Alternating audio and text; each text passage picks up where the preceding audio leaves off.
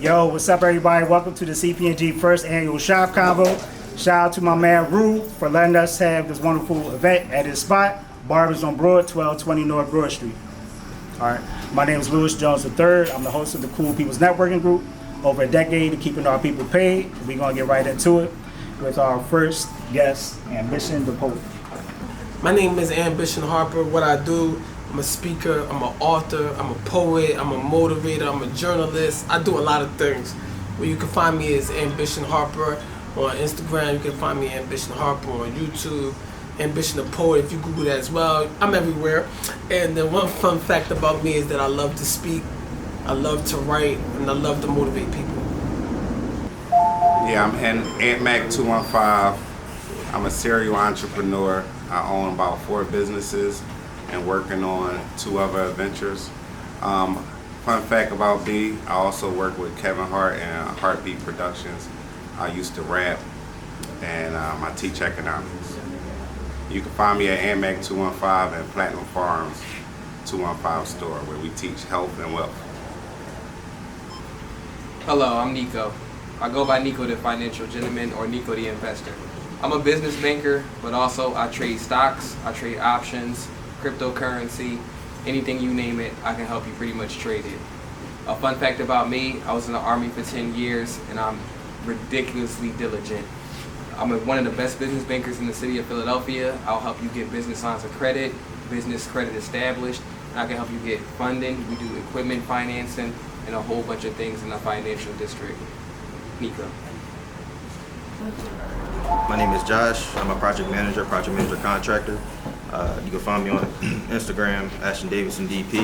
A fun fact about myself is that I'm a bowler, semi-bowler, and I'm also working on content, in the future to show people in my community how to bowl. Yo, what's up, everybody? So for our very first question for our distinguished panel, we're gonna ask, what was it like growing up in their respective cities? So for me, what it was like growing up was interesting. I'm a foster child from Nicetown on Small Grass Street, and I'm so thankful that someone from West Oak Lane was able to take me out of Nicetown and take me to Jersey. I still believe to this day that a lot of black people at that time were moving from the cities into the suburbs, and those suburbs are Lindenwold, and the one I landed in is Sicklerville. Some people went into the suburbs of South Jersey, so we have different pockets of South Jersey that have black people who got a little bit of money and moved into the suburbs. So for me, it was very interesting trying to adjust from literally being in poverty and then ended up in middle class. So now people are making fun of me because of the way I look, the way I dress, and at that time, I don't believe that the black people of that area knew what a foster child was, or whatever the city and the people, how we live, what we talk like. I think I was just a new thing to that particular town. But growing up was cool, except for, just trying to adjust to the financial conditions that they had that I didn't. So when you're a foster child, you don't have the way to dress, the sneaks, none of that. And so the whole time for me in childhood is trying to explain who I am, why my mom don't look like me, just trying to explain to children what I am and where I come from. But then on the flip side, I came back to Philly trying to explain to people who are from Philly that I'm from Philly, but now I don't live in Philly anymore. So it was just a mess. But I would not change it for the world. I'm grateful that I got a chance to live in the suburbs. I got a chance to live in areas that some people can only dream of. And I'm so grateful to God, because had I had stayed in Nicetown, had I had stayed in the foster care in Philadelphia, I would not be here speaking to you today on this camera. I know that for sure. So I'm just grateful for God for my situation, even though it's complicated, being born in Philly, being there until I'm 10, and the complications of being in Philly but being raised in the suburbs. I'm thankful. So that's just a quick synopsis of what happened to me. I was born and raised in North Philadelphia, 22nd and Lehigh. But my family was gypsies. They moved all over Philadelphia, from Germantown to South Philly to Logan to Albany to Southwest Philly. So I know people from all around different areas. And coming up, I could say it was very geographical back then, but I got a pass because I knew people from all different neighborhoods. And that's how I grew up. I love this city, and I'm here to make this city better and try to stop what's going on with the violence with the kids and us dying from having a bunch of poisons in our body. That's why I teach health. And like the brother over here said, Nico, teaching financial literacy. That's what it's about in Philadelphia. All right. I'm from West Philadelphia. Most of my family, my mother's from South Philadelphia, my father's from North Philadelphia. Grew up in West Philly, 49th and Thompson, was born right there, Thomas Jefferson Hospital. My parents moved me out of West Philly, probably going from middle school into high school. And one thing that I remember during that time frame is I remember hating moving. Just like Ambition the Poet, my parents moved to Sicklerville, so it was a better school system and everything like that, you know, different environment, which I appreciate now. But at the time, I just remember being, you know, hating moving from Philadelphia, feeling like that's my home. I'm like a piece of me is being ripped apart. But one thing that I learned from my parents is in the long run is to trust the process. You know, that's one of the Philly slogans. Even back then, I always felt like that, trust the process. Because everything that it's better to learn, you know, things outside of your environment. So I'm glad that I have a little bit of West Philly and a little bit of Jersey, because now the finished product of myself is a combination of both, you know. So I just appreciate everything I encounter. I was in the Army for 10 years, so, you know, you got to learn to adapt and learn to be something new. And there's nothing wrong with adapting and being a better version of yourself. We all trying to be better versions of ourselves, whatever that looks like to ourselves. So, you know, that's what I do. I want to make sure that everybody knows that you can be whatever you want to be, and you're not a product of your environment. You're a product of everything you go through. It all becomes, you know, it all comes together to make who you are in the end. Coming up for me, so I grew up at Percy Street, Erie Avenue. My parents was there. I was going to Harold Davis Christian School for a little bit. We happened to move to Northeast. Growing up, it was just, you know, a bit of a lot. You know, my parents, you know, worked 9-to-5 jobs, and, you know, just crazy to see how they sacrificed to, you know, see how to make things good for me. But, you know, I'm just happy that growing up, I was around, like, you know, grounded friends. Like, we was always trying to, you know, hustle. It was times where we pretty much would go out when it snowed to shovel snow. You know, we had those moments, as well as just trying to make $1. I'll never forget, you know, my homie Dre, shout out my man Dre. He was just like, man, come on, bro, we going, you know, sharpen some pencils. I'm like, sharpen some pencils? He's like, yeah, man, 5 cents. I didn't really understand it then, but then, like, as I fast forward, he's more so having that mentality, like, yo, like that entrepreneurship mentality. So coming up, it was just like just learning different aspects of life, you know, just through the people I meet. Like I said, I'm a bowler, so growing up, I started off bowling, just started meeting people in my community. That's how I, like, pretty much found out about, like, what was going on. Regardless if people was retired, you know, I always knew that people had a story, and the biggest thing is that you can always learn from somebody. So, you know, growing up for me was always a learning experience. All right, so we just wrapped up our first round of questions. So the next question is, what was your first job, and what was it like, and what memories come to mind? My first job was in McDonald's on Sicklerville Road. Anybody from Sicklerville will tell you that's like one of the most popular McDonald's that we have. One of the things that I learned about working at that McDonald's was just a lot of people did not want to work. So what happened is that I only had a couple hours a week, but when people would call out, I would literally hustle the hours. So most people wanted to go out on Fridays, or they didn't want to work on Fridays.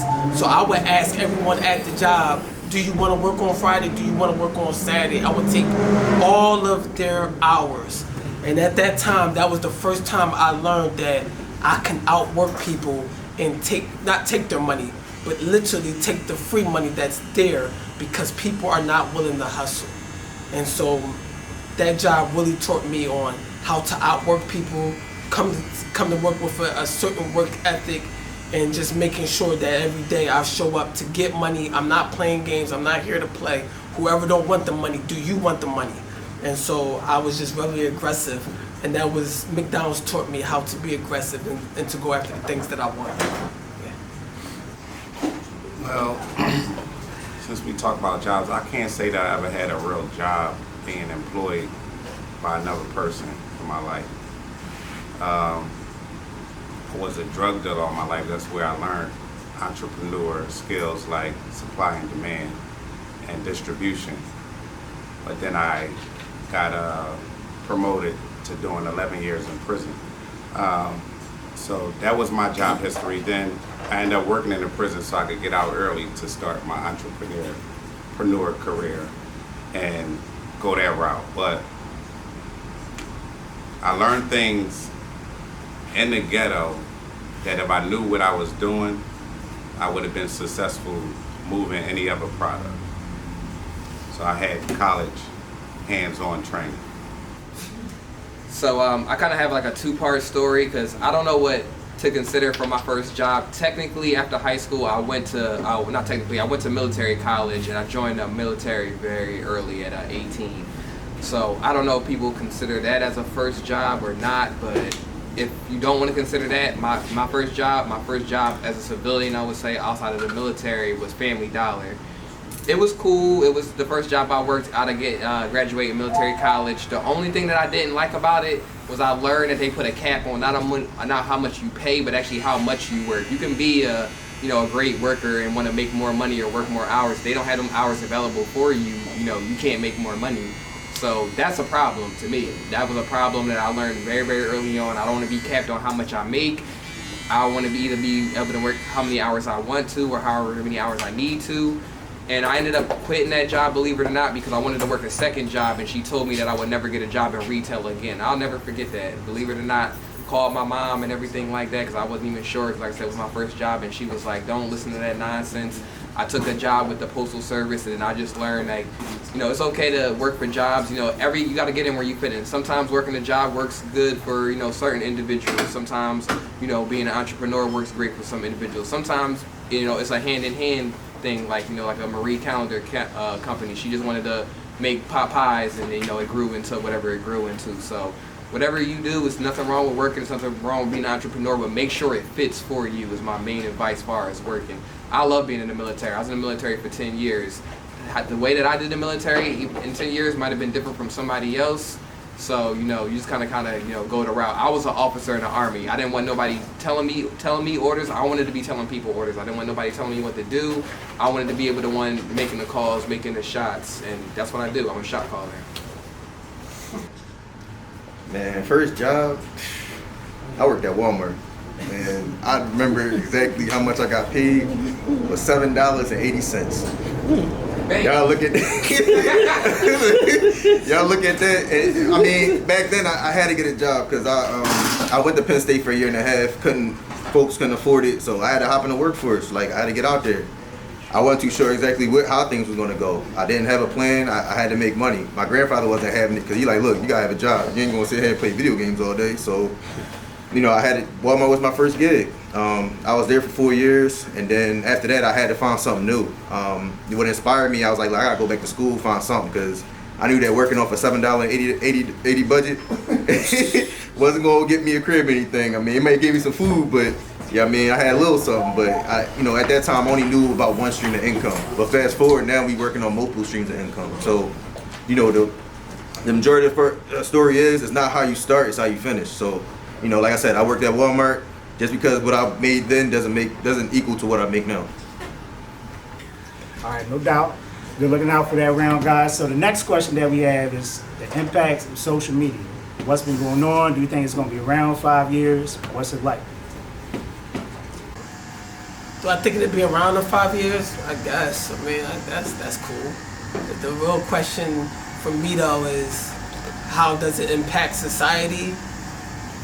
To me, it's unfortunate that so many people are on social media using it just like we kind of knew that people had warned us about, for all different type of things that is not necessary. And so that's unfortunate. For example, I still believe that social media contributes to the insecurity of black women. I believe it contributes to the hyper violent nature of black men. I mean, some people are using social media to go live to shoot people. Social media is being used to go live to do traps, make fun of different type of people, make fun of the way we live. I think that black people, in so many respects, have used social media in a negative way. I don't think that it's helpful. I think that in so many ways it really has infected our society for negative, and that's unfortunate. And so the way I feel about social media is just a dangerous thing, and I'm nervous about it because I understand so many people believe that their value is through the likes. Their value is between how many times their video gets shared. Their value is between how you feel and how you interact with their content, and not really how you feel about the actual person in person. And so there are some people I have met that are amazing online, and then when I meet them in person, they're a whole different person. What happened? You're not rehearsed. You're something that's polished for TV. That's basically what I call social media, is a bunch of people, Lou, that's good at acting. It's a bunch of actors. Excuse me if I could just say this, Lou, I'm so sorry. But there's a lot of people that are good at acting and looking good for content purposes. But when it comes to them on the street, I don't know who they are. Where's the good speaking? That's right. It took you 20 times to speak correctly. It took you 20 times to get the right outfit. But there's something about life. Eventually, when you talk to people and when you live this life, it cannot always be rehearsed. So social media, to me, yes, it's good for some, but it's a lot of negative for a lot of my people and a lot of people that I know. So I don't want to sound like a Debbie Downer. Okay, what's the positive side? What's the positive side of social media? What's the positive side? A lot of people are, America again will tell you, I mean, it's good. You make a lot of money on there. It helps you with marketing. It helps you with getting your name out there, people who don't know you. A connection with family, I think, as well. But I do think there's some negative things that we need to be really concerned about. But yeah, there's positives and there's negatives to everything in life. Whatever they want about us. That's where the media comes. That's where the media part comes into socially. Like, of course, like you said, all of us is a little aged, whereas though we had to socially engage with each other. Yeah, social media is exactly what it is. Like the brother over here said, you make money off of it. That's what it's for too. It's a tool for all different things. But like you said, a gun is a gun to protect you, but some people use it for other reasons. But the engagement is a commercial. You get caught up in the commercial, that's your fault. If you think everybody live luxuriously and happy, no, that's the commercial that they're giving you to engage into them. Right. Now, when you psychologically get caught up into the programming where it says follower, then yeah, you want to have followers. You want to be an idol. You want to be a guy. You want to be worshipped. You want to be liked. You become your own ecosystem, which is, it can be good and it can be bad. And like you said, this right here couldn't happen without the Internet of Things. Is that your answer? Since I was waiting to get your take. He might as well flow. Like, he might as well keep it flowing, man. What's this? That's the quickie joint. That's the Well, what I was going to say is, for me, it freed me. Because my business, the people couldn't see what I do with the cars. So, over time, I just work for myself now. So, in my case, it helped me. But another thing is, I don't play on there, though. I don't want people to see me playing or take me as a joke or anything. So, I don't be on there cracking jokes or playing like that. So, I use it for business purposes. But I use it at first, personal things to draw people in to what I'm doing personally to get them to the business. It was something that I knew I could do. Have them, because people are nosy. So have them take a picture here, vacation there, Sixers game. And as I'm doing the Sixers game, I'm doing some business down there when I was still working in the dealerships. But my thing was always to get them to where I was trying to get them to now. So for me, it freed me. I think sometimes the only thing I think about the media, and like you said, is that it makes, and this is the thing I always say, like the philosophy of social media or electronic or something that helps you can tap into laziness. I remember, like you said, the barbershop, with all respect to this was happening naturally. So the social media is just replicating what we used to do naturally. the barbershop was a place you always could come and just chill and just talk through. And it wasn't no camera. Like, you know what I mean? You did that naturally. Right. And that's weird because now he has to, I gotta hit these people up and then make an event and make it almost happen, something that used to happen naturally. Right. And so I get nervous about this, the way of that laziness. I ever say this and kid about myself. I met my girl, my wife on Facebook, you know what I mean? Right. But I remember at the time you had to go to the club, or you had to walk up on a girl. You could not DM nobody. If you saw somebody, hold on, bro, while we talking, I'll be right back. I see something, and you had to walk up on, which was dangerous. When they was in the group, You had a group. you had a boy. You was at a club. Yeah. You know what lost art, You know what I boy. can say about that? That built character. Exactly. Built you. Because that's cheating right now. Walking up on, walking up on a girl, sometimes it's tougher than walking up on, you know what I mean, a group of whoever. Yeah. You understand? Because you don't know how you gonna How it's get shot. gonna go. So, you know what I'm saying? It built character. So that's a good point. You can even go a little further with it. All right, she gave you a number. You sit down. You pick up, you pick up with your house phone. You call. Either two things will happen: her dad or her mom's gonna pick up, or she picks up and your mom be like, "Drew, tell your company I need the phone." Like, damn, mom, come on! Like, hey, I pay this phone bill. No one. We're wired to be socially engaged with each other. Period. Like I had a stepdaughter. She was coming home from school. She was like, this guy tried. He pulled over and got hopped out of the car. He was just trying to talk to her, but she freaked out. Yeah, that's Because she didn't grow up with how we grew up. The hop out was normal. Hop out. You pull over the joint up, yo. Yeah. You can't do that now. Yeah, now you can be somebody. These girls be like, yo, it's over for you. I didn't know what he was trying to do. Right. Oh, I got 2 shots Because at they me. socially awkward. Most of these kids go in their Nico, room. you in the military? Do you want to speak on this subject? Yeah, I'll speak. I think everything is just about perspective and like you said, expert matter, subject. Like anything can be used in a way that it's not intended for. Like there's somebody behind me right now cutting clippers.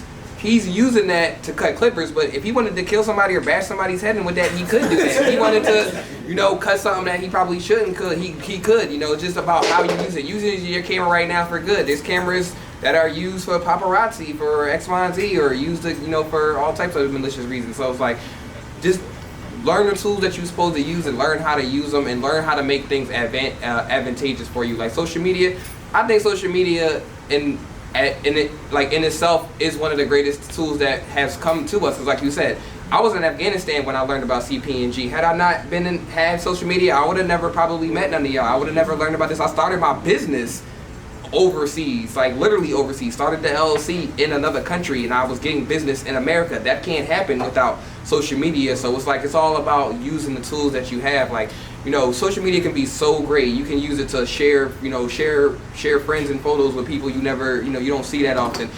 There's people that I'm friends with who I've never met.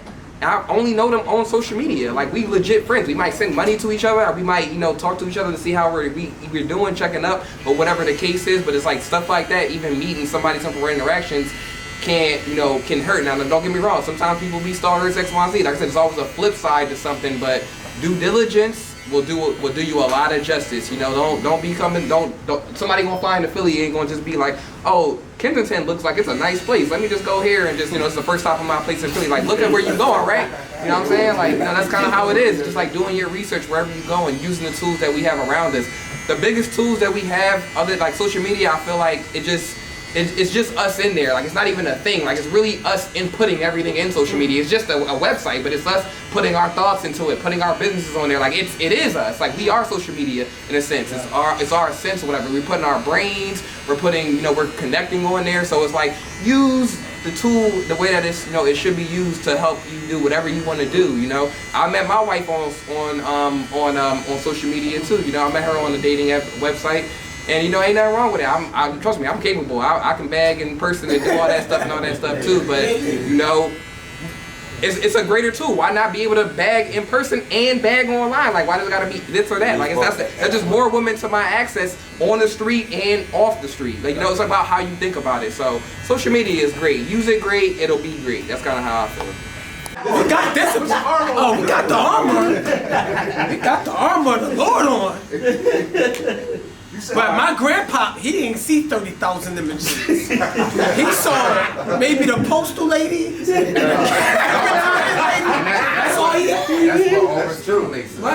And when you get that overstimulation, But you know what? That's a good point that you add on though, with it going back then, right? Because people think that social media makes things happen. Without social media, people were still cheating. Without social media, people were still getting caught. Without social media, everything that was going on was still going on. It's just might have been more of a personal story that we met in here versus it still was going on. It's magnified. It's magnified. to the next level. There's a lot of comparing and contrasting there. It was harder back then. If your grandma was tracking your grandma, What Chris doing? he got it. Grandma's tracking you doing that? And that make you feel some type of way. So then she went first and like, she had somebody might hear you just protractor. Finding out what was going on. Yeah, this is great. comparing themselves to what you're doing. Come on. You know, so we got to get out of that. It's magnified. It's easy.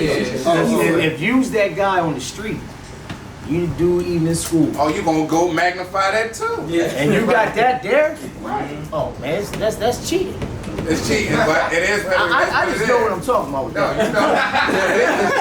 I got a lot of discipline, man. But I'm telling you, man, I know what I was doing in the 80s and the 90s. I know. Like this for practice.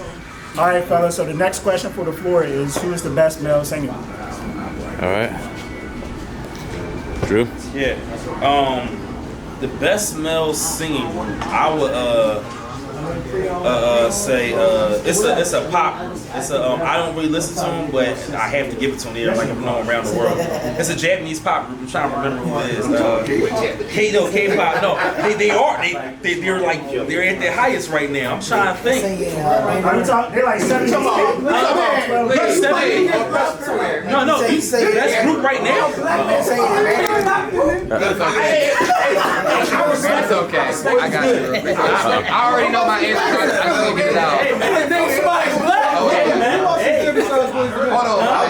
What other male group there is besides? I just want to say it real quick before I forget it, because I want to make sure I say it. Best male singer group in my personal opinion. Best male group in my personal opinion. Earth, Wind and Fire. Don't want to hear nothing. Better done with somebody crazy. Earth, Wind, Fire. That's where I'm at. That's where I'm at. That's your favorite group? The reasons why we're here. Is that your favorite? It's not my favorite. I'm talking about in all talented singing and what they doing. I mean, you could. Are they really R&B? It don't matter. Well, he said Mel. He said music. So I mean, we doing certain categories. We doing rap. All right, since he went old school, he's brother state way. Isaac brother. Wait. See? All day long, Isaac brother. I couldn't wait to go to school. You can't duplicate that sound from back in the day, man. Straight acapella. In the studio, whatever you want. Let's go, Isaac brothers. Facts. That was a good jump. That was a good jump. Yeah. I ain't a big music person. Like I ain't too big on music or TV. But like I said, I couldn't think of nobody else, no other male group but Boys II Men. What? Bending Knee. What's the other John? The Mama song. Yeah. They got hits. That's the only male group I know. Or that I can possibly think about. That's the only one I can think about. But I rock with I rock with. What did you say? Isaac Brothers. Temptations. Yo, my speed. Earth, Wind and Fire. Earth, Wind and Fire. Fuck about Earth, Wind and Fire. Somebody should say. You reason you need to go Earth, Wind and Fire. He should have said Temptations. Jackson 5. Who you guys missing? Jackson 5. Talking about Like, bro, so I can only talk about the era that I was able to actually understand. Jodeci. They got an album. Jodeci got an album. Like, they have. Jodeci got these songs where it's nothing but hits. Like, Didn't they do a verses? Yeah. But they see they're the same. No. They They didn't. do. They did. Earth, Wind, and Fire went against the Nice. Icon. Jodeci has the best bedroom soundtrack. It's not even close. Like if you play that Jodeci late night musical, it's over. Hit after hit. That's what I'm saying, man. I don't know. I just brother between the sheets, bro. I ain't gonna lie, I haven't went before. When they was out? 60, 70? 80? I mean, Even, I just know what I in the heard. 50s, you make me want to shout. That's the 50s. Yeah, I mean, That was in Philadelphia. I'm more than 85. I'm not about to say. Ozzy Brothers. Jodeci, Jagged Edge, 2L. I'm not about to say Wind and Fire. You ain't had an 8-track? Sampled a lot. See, the Earth, Wind and Fire song was sampled. Underrated Tony. Yes, Casey. They never raised the Southern You can say you like Silk. Silk was underrated. All right. Next topic. So, all right. I hope everybody got similar answers though. But what was the best '90s sitcom? You already know mine. So I didn't. What's yours? Oh, Said 90s what? sitcom. Martin was good. Wait, everybody gonna say Martin, but I would say no, Jamie Foxx show. That's my personal favorite. That was my show. I ain't gonna lie. Yeah, Jamie Foxx show was my hit. So I ain't gonna lie. I'm going with Wait, Martin. I'm gonna have to say Fresh Prince, man. Uncle Phil. Fresh Prince. I'm about to go with Martin is that boy. I gotta go top to bottom, Martin. You know what I mean? For the simple fact that you got the characters, you got the length, the longevity, you got the relationship dynamic, you got his homies with him. He's a professional black man, you know, DC disc jockey. What was? He has so many different dynamics that I can relate to. A lot of other joints, maybe good, but Fresh Prince. Fresh Prince is my second one. Martin. I'm gonna go with Martin too. Martin, I feel like Listen. it was genuine. It was a genuine connection. All the whole storyline is real. Martin, Fresh Prince, then I say Cosby. Cosby show like with a real black family. It's like They just did. They had two Bill Cosby shows. One was the 80s and the other one in the 90s. 80s was the hit. 90s. Okay. Listen, I love Martin. Don't get me wrong. Martin is hilarious. There's great lessons in there. Love when a baby come out, he catch it, all that. But I'm sorry, A Different World was a different world. Whitney, I love you. Come on, bro. That was a black man in the 90s putting on, bro. A Different World. And I love living single. I'm sorry. I love living single too. But a different world. I'm gonna put Martin up first for real. But outside of comedy and stuff like that, like if you wanted to do something substantial for real, you need to put A Different World on that list. I don't care what you say. For me, a lot of people won't say this, but Family Matters changed my life. Like it's the first show. Like for real, Family Matters is not about Urkel. That show is about self-love and respect. Urkel is going after Laura the entire time, but as soon as he turned into Stefan, he's a whole different person. And I believe if a lot more people go back and watch, because I had to watch it again, because when you're younger and you watch something, when you get older, it changed my whole perspective. For me, a lot of people are struggling with, they're not loving themselves, but as soon as they change themselves, guess who love you then? As soon as you get the money, as soon as you look fly, now the Lauras love you. But when you nerdy, quirky, what's really good for you in the inside, they ain't got no love for you. As soon as he put on the fly gear, she was loving him. But she didn't love him for who he was deep down inside. What you need is somebody to love you for who you are. That's one of my poems. Better go cop that. you know, like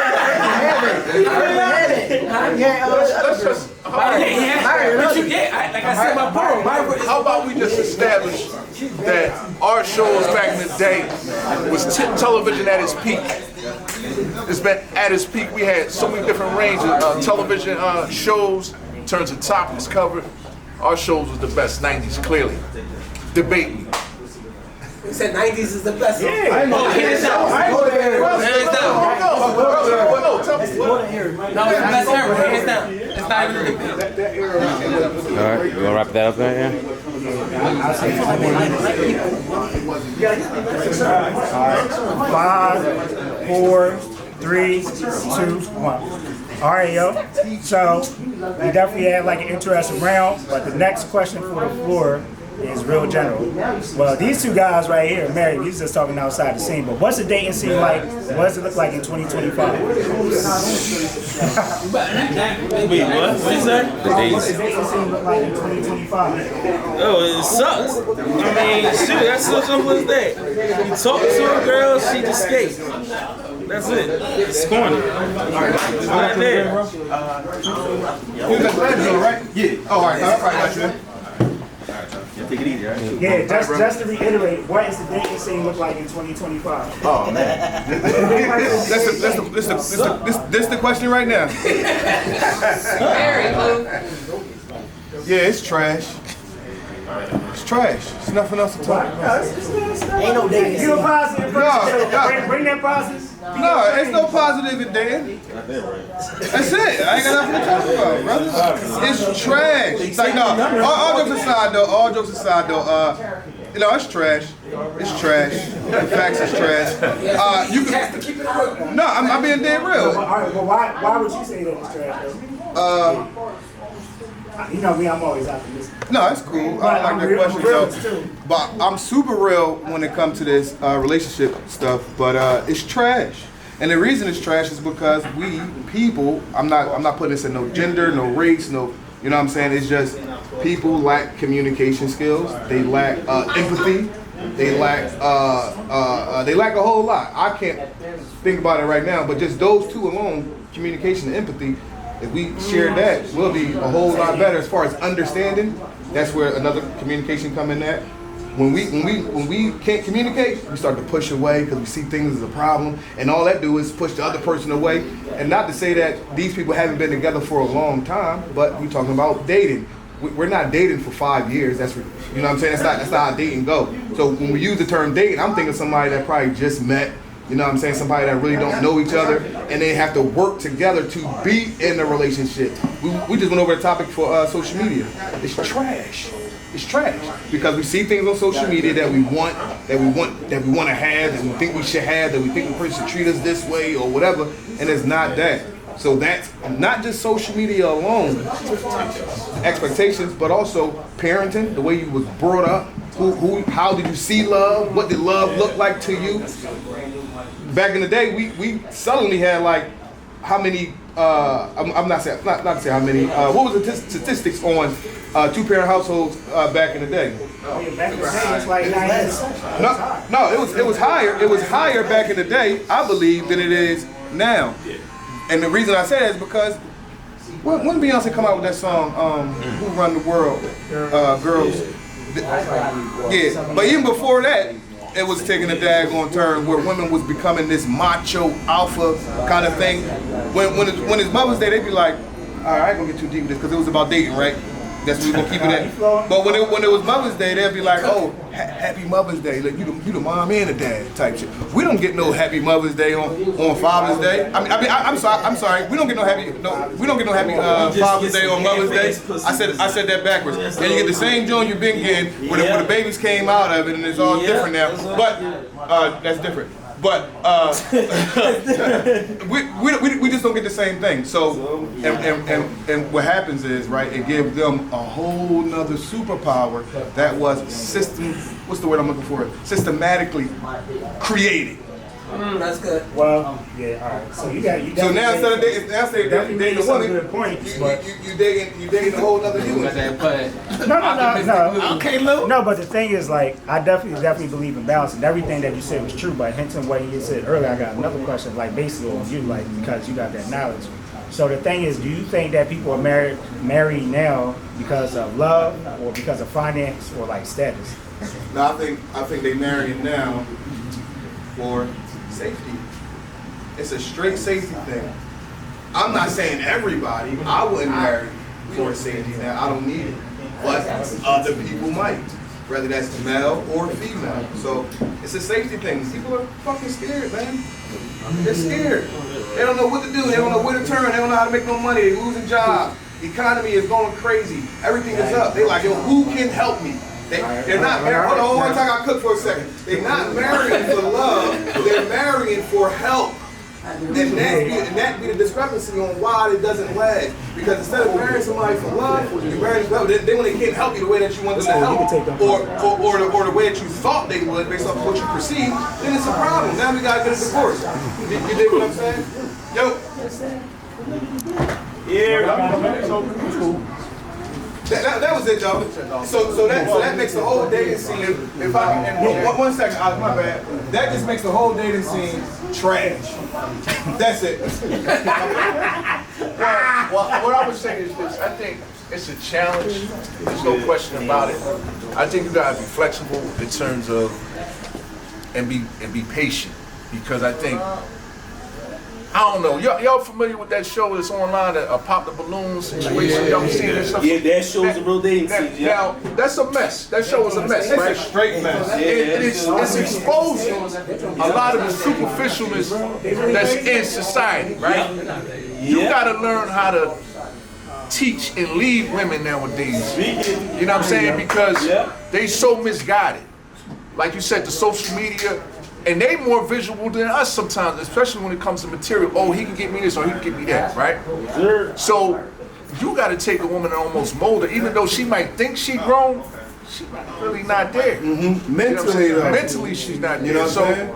I think it can be a challenge, but you gotta want to do that. You gotta want to do that. Yeah. So that's the patience with her. We gotta do a lot of self-improvement within ourselves. I put myself in there with whoever. You know what I'm saying? Because if we're gonna be leaders, we gotta lead ourselves first, and then they gotta want to be led. So that's the other piece. So we need women in here too to understand. No, but nowadays, real rap is you're gonna find about this much percentage of women that truly want to be led and will allow it, even if you do it properly. They will allow. But hold on, I got a question for Alex though. Alex, you said we gotta be patient. When is patience enough? When is because we older now, right? We past our 30s, right? Hold on, that's you. I'm talking to Alex. Yo, we past our 30s. So, how much time do we want to waste on being patient? 80 years. Well, bull. That's a good listen. That's a good question. It depends on the woman, right? If you got a woman who got some of what you're looking for, you would grant her a little bit more grace, a little bit more patience than one where right from the door you're like, nah, I'm good. The red flag is up, I'm good. I gotta say, nah. The one that might not what you looking for at the door, that might not be the one. So you being patient with somebody that you could be wrong with, and then you being short-tempered with somebody that you could be wrong about. At the end of the day, we know love's a risk, right? That's what I'm saying. It's a give and take. It's a give and take. It's a gamble. Maybe one of the smart gamble though, because Nico, I think you agree with me. There's risk in a lot of things that you do, but you do smarter risk than there's smarter risk than dumb risk. Yeah, calculate. That's how I say it. Calculated risk. So my thing is, and I was gonna say, wait, you got daughters, right? So you you got daughters, or anybody got daughters here? So I'm gonna go even deeper, like what he said. How can I lead this woman where, and I know the fight back to this answer, question I'm about to say. How can I lead this woman? How can I lead your daughter or somebody that's your daughter when me and her get a tit for tat, or I'm trying to teach her something that's, oh, well, guess what? My daddy wouldn't say that. I'm going to go back to my daddy. Oh, my daddy's a big-time director. You don't got money like him. My daddy won't let me do this. How can I lead this girl when she's always going back to y'all? Now, I understand your daughter is like a princess, but that's what I'm going with. And I know that's why I want to get y'all, especially y'all to him. But, and I already go, like I said, as a guy who's 31, I never really tell nobody what I do. But as soon as they find out I'm a professional actor, they see the little blue check mark and everything, that all switches up. But when they see Andrew himself, the way I look bummy usually, it's always, oh, well, my daddy wouldn't do this. Oh, my daddy wouldn't let you do this. Oh, my daddy does this. Oh, well, guess what? My daddy pays all the bills for me. Oh, date your fucking dad then. What the hell they gotta do with me? Yeah, at the end of the day, that's a tough job because I know what you're gonna say though. Go ahead. No, I want to hear what the answers are. What's the answers? No, so the fight back is, if I fight myself back is, well, Drew, you gotta understand, I'm not gonna just let my daughter date anybody. I know the man who I was. I'm not gonna just let my daughter just date a Philly nigga, because you know how some, I ain't gonna lie to you, some Philly niggas do, which is, yo, what's up? If you're a real girl, you'll help me out and buy me this Hellcat real quick. I mean, if you're a real one, oh, you will give me this $800. That's what I say. I know the fight back against it, but I'm just saying at the same time, for an average guy, I get it. Nico, you did your thing, you made your kids, you got, you're great in the army, you got your investment, so you'll do anything for your daughter. But now, I don't fully believe in that sentiment though.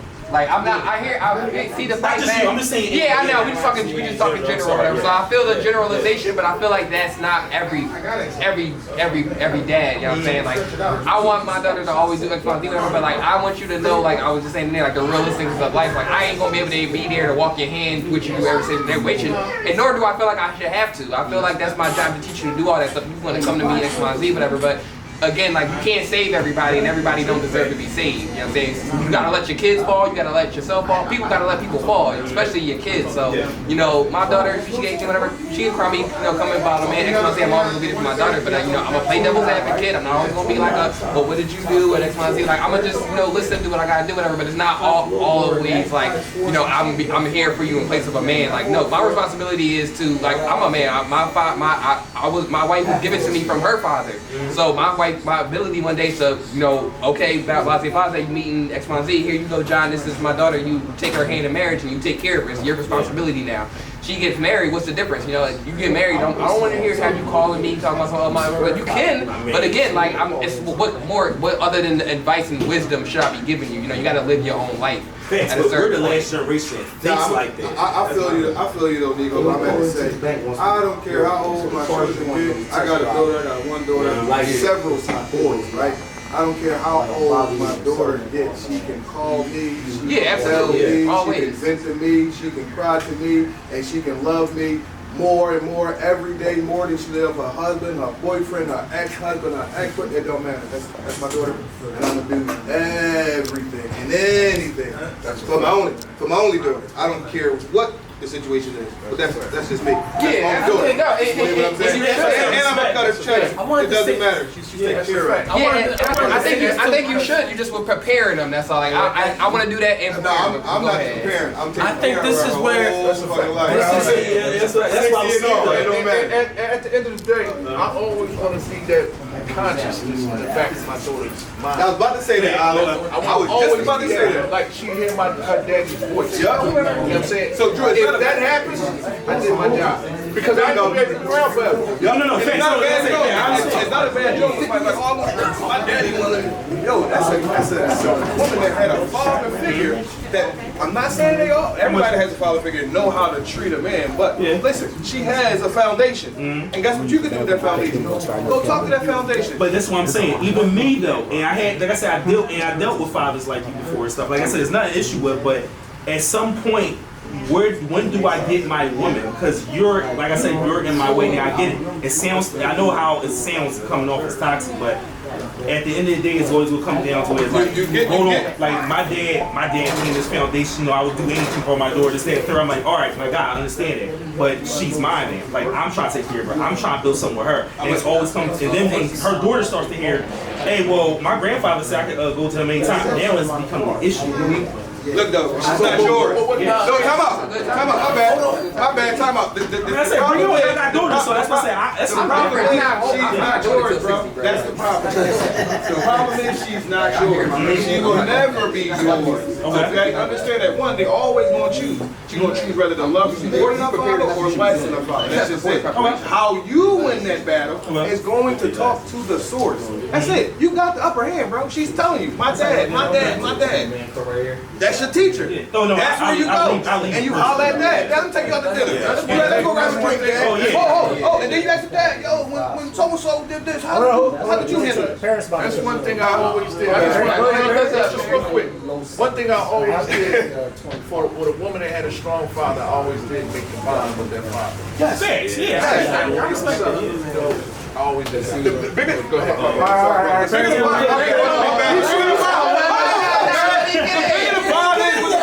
I got you, brother. The bigger the bond is with the dad, you see, it's those days. The less disrespect you probably But you need that, and I'm gonna tell you why, right? So a few things. A leader knows the way, shows the way, and go the way himself. You have to be that man. So if I have a daughter, if you're not him, like, nah, baby, he ain't him. And if you can't live up to it, that's okay, because every man is not the same. Like, people who say that we're the same or we're created equal, we're not. You might have one talent, he might have 2 talents, he might have 5 talents, and that's according to their ability. So if I'm a man of God, right, because I center everything around God, so I raise my daughter a certain way, And whoever she come up, whoever she deal with, he gotta be able to replace me. You see what I'm saying? It ain't that she's my daughter, but you gotta be him. If you're not him, it is okay. It ain't even nothing personal. You just don't meet the mark. And then that's how you should look at it. Like, look, I just can't meet that mark of that man. Because you're gonna have big shoes to fill. Like, you're gonna have to carry that responsibility. So now you gotta know who the man is. Who is the father? Like, what has he done? What's his story? And do you gel with him? Because the flip side to that is like, listen, they don't know about the man. If you do you bond with him? Because there's certain experiences that I may have that you've never experienced, you never seen. Like, you know what I'm saying? So my daughter might have a certain sense of security, meaning like, I'll run through this wall, bro. Like, legit, I'm not lying. Or I have that mentality, like, that's my daughter. No, I'm serious. Like, so if she don't feel safe like that with you, nah, baby, he ain't that. He a good dude. I support you, but he ain't the one for my daughter, and that's it. So it's not like the pop is in the way. It's more so like, who am I? No, you know, especially at the one when we start dating. If he can arrange a time to sit down and talk to you, look you in your eyes, and talk to you like a man. I agree on that one. Definitely. I don't agree. I can't feel it, you know what I mean? So if you saying after, so you saying like after. So going back to the main question before, he said, how is dating is today? And you say how the females act. And now that in our generation, the fathers are in the lives, which I understand, I get that. So in a way, it's nuanced. But it gets to a point now where daddies are too much in a woman's life. And I'm not saying it's protection-wise. I've been dating your daughter for, let's say, about a whole year now. I like her, she like me. I got somebody like Troy that's always calling like, oh yeah, he's trying to fix the faucet right now, but daddy, I know you can do it better. Daddy, yeah, we going a little hard times. It's like, yo, like chill, like I'm trying. I'm gonna come over and fix it. Sound like you, but I'm gonna show you how to do it. Huh? Right. Sound like this has been a traumatic experience for you. Yeah, I'm gonna show you how to been like 18, 19, 20. When I was broke at the time, yeah, it was hard because it was like you was all getting compared for 5 to get there. Go ahead, you say my baby though. I didn't even get to cook yet. I would just say, you know, we gonna wrap this up. I'm still talking about dating, right? Yeah. I say this era of dating is just, it's not too much a trend. It's just all easy nowadays. You know, like, what you mean by easy? Like, you just like to pop a balloon. Well, you be tricking them? He said it was easy. You can pop a balloon and you got a date or something like that. Back in the day, you had to write a letter. You had to really put like time and shit. Yeah. You had to put some time in to get the girl you want. Nowadays, I go outside and you, what's up? And that's it. Nico, you cooking? Go ahead, you first. No, let me say that. So my man over here, he know, that's my man. So, but I want to say this, and this is hard, because he kind of saying it in the street way. I'm going to say it more. He about to say true. Meek Mill is right. When he said there's levels and it hurt my feelings. Listen, you gotta listen to that Levels by Meek Mill's song. And I hated him for it because I'm like, he is right. There is levels to certain women. And he's talking about, because there's levels financially, and then there's something called, and I love this for the regular folk, something called standard levels. And when you meet a woman of standard, you can tell when she got a father. I don't care, any nigga, no, I'm so sorry, any nigga will know the difference between 1 and 2 women who don't have a father and one who does. And as soon as I meet a woman, I'm like, yo, what's up? I'm trying bags, I'm trying to, and she say something, I'm like, she got a father. I can't cook the same because there's a strong man behind her, and it's in her voice, it's in her DNA. And my woman, she's Haitian. Her dad is in her life, and when I met her, I had no choice but to level up my standard. I knew as soon as I deemed her and she hit me back, I said, oh, this ain't a regular. And when a father is in her life, what you're meeting is something called a standard and expectation. I agree. And as fathers, my daughter's about to go to the 9th grade. We put something in her. We cooking. She's not mad, it's my stepdaughter. But I have her in the lab already. I said, there's going to be men who are going to try to get something out of you the easy way. And he said something that hurt me, and I want you to take your time and I want you to go back and study about something called patience. A man of standard and a father will teach you this word called patience.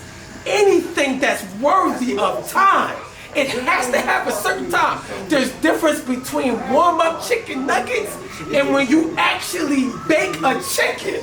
It ain't the same. Anything that takes time is worthy. Anything that's too fast, I would be scared. A girl that says, yo, you can have me today and not work for it, something ain't wrong. If it's too easy to get it, be careful. So what you're running into is a father who's instilling values, and sometimes it's the first man that they meet. And so yes, you're going up against a father, but there's some things, like you said, he says you're not him, I would say standards and expectation. Don't worry.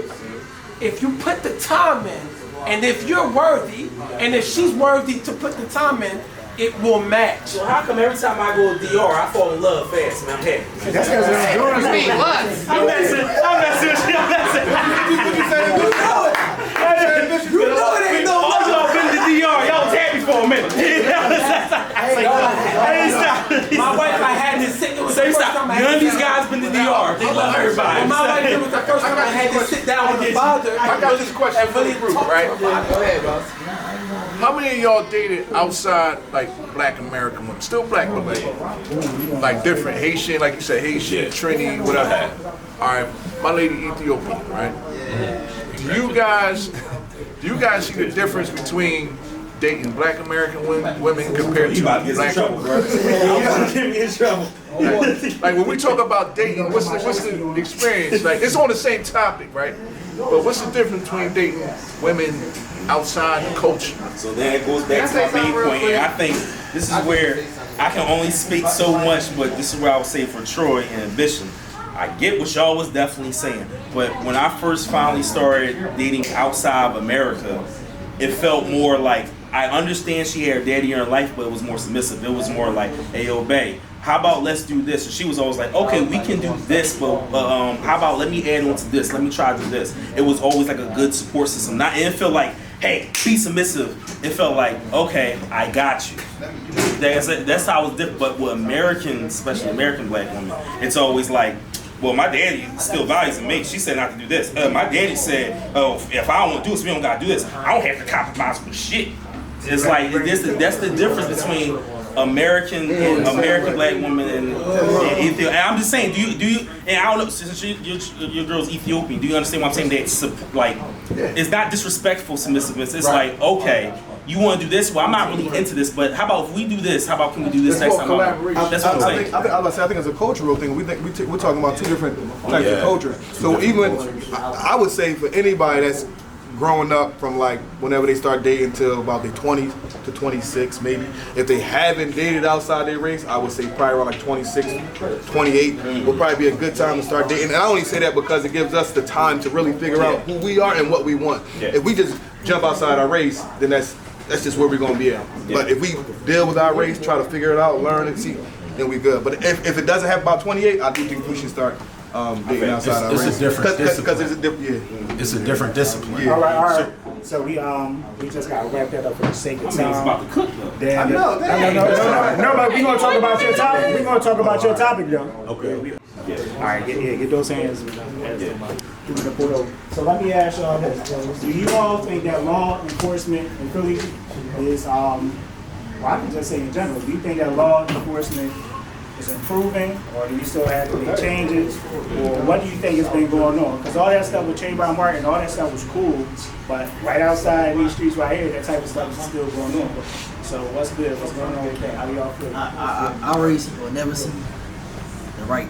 We will never get the right. I want to say we would never succeed with the law. I feel like you think he's still 3/5 of a person, or you think I just Constitution? You know we run stuff, but we don't run stuff. I just feel like I just feel like our race we, and when it come to court, we lose. We lose a lot. And is that because of lawyers or why? Could be lawyers, could be officers. Like It's overall thing. Yeah, I mean, my answer kind of goes to like the question you had earlier where I was talking about the tools with the, the hair clippers and everything. Like, I'm kind of on the 50-50 with that because, I have friends that are cops. I have family members that are cops. Like, I have family members that are CEOs. I have, lifetime long friends. Like, my best friend from, like, elementary school is a cop. So it's like, it's a battle between like a line, and I feel like that very thin line that's in the world between police and not being police is like it's so thin that, but you gotta really trail and trample on that line because it just takes a little overstep for it to make a whole bunch of pollution and a mess. And then also on the same side, it takes one or two bad officers don't make the whole bunch bad. And I know it's hard to have the perception of not having them all look bad, but everything ain't all bad and everything ain't all good. Like, I saw like yin and yang. Like somebody can be good and bad, and somebody can be bad and good. We all do good, we all do bad. So, police at the end of the day, they regular people. They, some of them are corrupt as hell. They gotta be under the trash. They should be the ones put in jail. Some of them are, I know cops never pull guns on, and they 30 years of using the force or whatever the case is. I work at a bank. We have officers come in, all the time and work on our stuff, and I feel safer with them. And they black cops, sometimes it's white cops, whatever the case is. But I feel like the main thing that we need to go back to, regardless of whatever time frame you're talking about, is community policing, where cops are knowing, okay, I just took Nico son, whatever case, whatever, but I know Nico from the block. I know he up here. I know which one called out a bad kid. I know what school he in. Like, us knowing and getting more integrated versus it being more separated. The more separate we go, the harder it's going to be. And if we want to get to any type of resolution, whatever that is, from Martin Luther King Jr. to Malcolm X type stuff, we all got to shake hands. And even in war, you got to shake hands. Even enemies can be enemies, but you can have respect. You can have, boundaries, Geneva Convention, you can have lines, that's all it is. The world ain't nothing but boundaries and walls to keep us from all doing crazy stuff to each other. That's all it is for.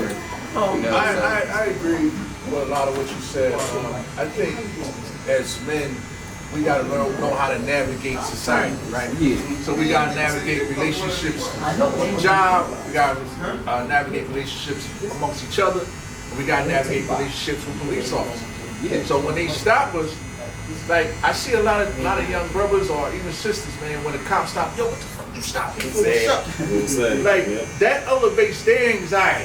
You understand? Look, I got family members that are cops, no question about it. I know some cops who mentor me coming up. Are there some dirty cops out there? Absolutely. I've been involved in stops where the cops have roughed me up. I had a cop stop me one time at lunch, looking at me like, give me a reason. I'm saying, I'm a young boy, I'm looking at him like, yo, what the fuck is going on? You know what I'm saying? But I've had decent communication with cops when they stop me and you just, what's going on, officer, what you need? You have all your stuff, your documents ready, boom, there you go, boom. We gotta teach our youth to handle themselves professionally in that exchange. Because if you give them professionalism, most times they're gonna give you that back. Now, is there some racist ones? Absolutely. Absolutely. Now, I know other people got other experiences. Now, if you want to sit out here and protest police brutality, yeah, I'll be out there with you too. Because I know it's some piece of shit cops out there. But I'm still going to present the other side because I want to give 360 degrees of knowledge on the whole situation. I don't just want to be one side, say fuck cops.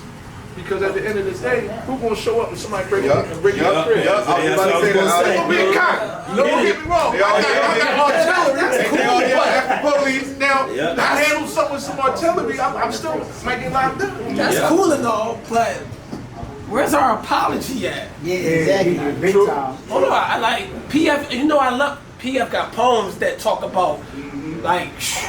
But first, no disrespect to Philadelphia. No disrespect to Philadelphia and all these police, but where's our apology at for the Rizzo years? Right. First of all, don't even. My thing, see, this is the thing I don't like about government that forgets what happened to us. Go through, listen, and I didn't even notice. My mom told me what happened through the Rizzo years in Philadelphia. How they was beating people. Bro, they was beating people up. They was making people do confessions. It was, listen, the Rizzo years in Philadelphia was so horrific. that people are still scared of the cops because of what they was doing back then. And then, with all respect, statistically, we still being pulled over more than any other race. That's true. Statistically, we're still locked up more than any other race, not being represented. Where's our apology? So no disrespect when we say we love the black cops. Statistically, it's still being proven that we are racially still being sought after and not being treated equally. So until I get my apology, I just don't know what to say to them. Then they come to your car. And bitch, let me ask you a question. Somebody breaking your house, what you doing? I have no choice. What you doing? Somebody breaking your crib? Hold on, I'm asking Ambition. Ambition, hold on. What you doing if somebody breaking your crib? I have no choice. Do you need an apology to call the police? But with all respect, hold on, answer the question. But I'm just, do you need an apology? I call if somebody breaking the crib for you to call the police? I gotta call the police. And that's the separation right there. Because if I call them, we all like F the police. If I call them, and they broke into him. You see what I'm saying? But they still killed me by accident. But he still gonna call him though. But you know what? He wanted an apology. You know what you're saying? It don't make sense. You going deep. We are traumatizing ourselves. Hold on, time out. I'm not saying I didn't say nothing about protecting yourself. I'm talking about traumatizing yourself. Rizzo years. What year was that? Tell me what year. Hold on, Luke. What year are you talking about? 70, 80? 78. Well, how old were you? No, I wasn't alive. Why are you associating yourself with what happened back then? Why we gotta hold time out? Look, hold on. That's a cause and effect. Wait. Time out. Hold on. During the riots, they still was disrespecting people. Listen to me. Why are you associating yourself with that? That's the disconnect. You are connecting yourself with trauma that you. If it didn't happen to you, I'm not saying. Me, I'm a black man. I'm not saying if it don't happen to you, where we're still being racist. If it don't happen to you, I'm not saying it shouldn't affect you. However, it shouldn't control you. It do affect me. Wait, let me just give you an example. You just now said out your mouth that if something happened to you, you calling people that you want an apology from. Is that not fake or phony? Is that not fake or phony? Is that not fake or phony? Let's be real. Is that not fake or phony? Hold on, time out. Somebody do something to you on the street, Ambition. Hold on. Then they're gonna say that. Somebody do something to you on the street. They don't give you an apology. You gonna call that person and say, yo, man, I know who just stole your car. I watched them do it. No, you're not. I watched y'all sit. Excuse me. I watched y'all sit here and try to balance between should I not say something bad about cops when I called, they robbed my car. I'm at 2nd and Island. I live here now. I was at 2nd. Oh, excuse me. I was at 2nd and Island when them YNs they stole my car. 2nd and Island. This happened a year ago. I called the cops. I'm just telling the truth. I called. This is real nothing spirit. I hate when people talk theory. I'm talking real experience. Real facts. I called the cops. Bro, they robbed me. I called the cops and said, yo, they stole the kid. The kid boys got it. Can you help me? You know what they told me? They said, yo, you gotta go down to the police precinct and file a report. I said, no. I actually have the tracker right now. They right there on 7th Street. Come help me. He says, no, we can't help you until you put a report. I said, I can't do that. I got in the car and got my kid back. I could have died. Now, had I killed the boy who stole my car, they would have locked me up. When I called the next day, I said, yo, they robbed my car. Can the police help me out? They're not coming. They will never come.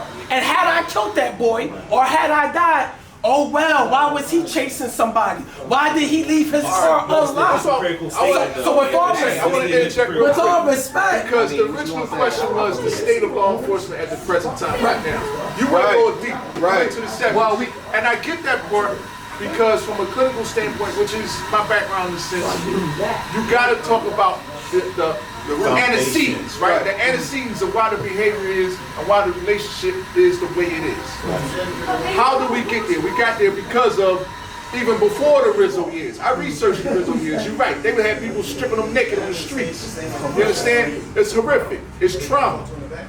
But how do we heal from that? How do we heal from that? So on the flip side, I hear your side because how do we heal from that? Do we keep opening up old wounds, tearing off the old wounds? All right? Or do we heal and start to move forward? Now, look, all we're going to do is teach ourselves the same thing. If this shit keeps happening. You think we're going to really heal from it? No. It's never going to be, with all respect, the relationship with police will never be I get it, right. but He then- is correct. But then Like, now you you're just- talking about you got to go back to the African diaspora now. If you go all the way back, they still healing, and they trying to heal. We're trying to rebuild Africa. So we're gonna go deeper. Just Let us go there. No, but I'm just saying. But what happens just when we talking had about this police. mentality, ambitious, what happens when we had this mentality about what happened 30, 40, 50 years ago? All we gonna do is teach our kids the same exact thing. No. I'm just saying. Oh, F the police, if something happens, No, it's happening right now. They was fighting over it in West Philly, and the guy gun goes off. Yo, they was fighting. The kids was fighting. Because somebody just, we talking about George Floyd, somebody just died in our city and nothing happened. Why are you talking about George Floyd? Because George Floyd is a problem. More than 6 would be more. When all the Muslims was out there, the cops was pushing them nobody did nothing. No, because I was actually there. Nobody did nothing. They was, no, those kids were doing some bad stuff. You can't have it both ways. Grown men should be.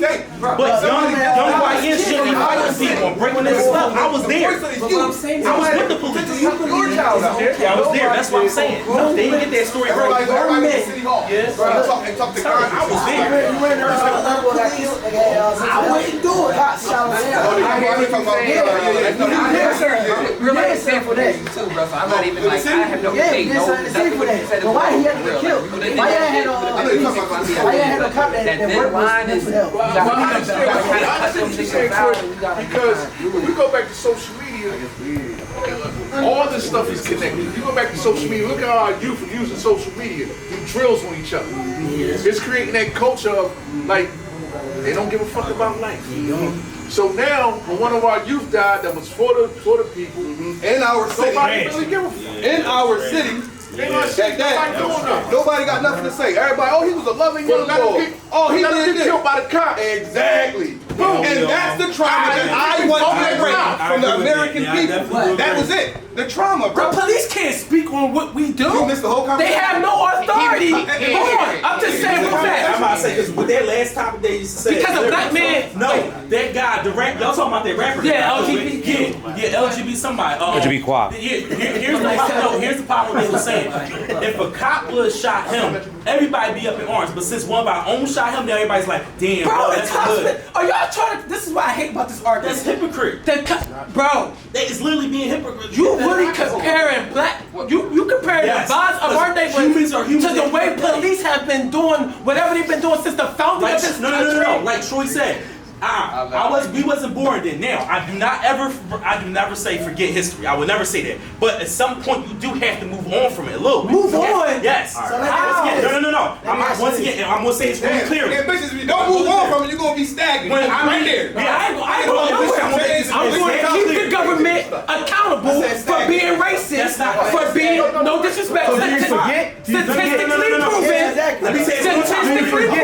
No. Never Yeah, that's forget. he Never said. forget. No. This is what I'm saying. This is what I mean by move on. We move on from it as in always keep it in history books. Always teach our sons, our daughters, other races about what happened. But at some point, I can't be like, I'm just going to use Nico as an example. Oh, bro, I'm not talking to you because you white, this, that, and the third. You don't understand what I've been through. Instead, I'm not.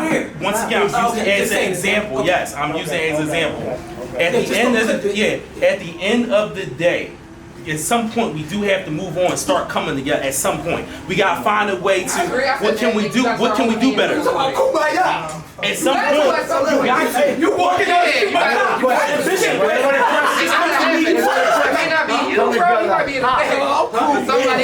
that's the issue. These talks. For real, to be honest with you, we should be having some cops in here. I'm gonna tell everybody, I am a federal agent. But for what? But that's you got the right one. I am a federal agent. Cop in here for what? And that's what I'm saying. To talk the same. When they feel like a white man, for what? Black, if they're black and got the idea set of a white man, for what? That's the problem. See, if I was white, so he don't have to be here. Okay. That cop ain't gotta be here.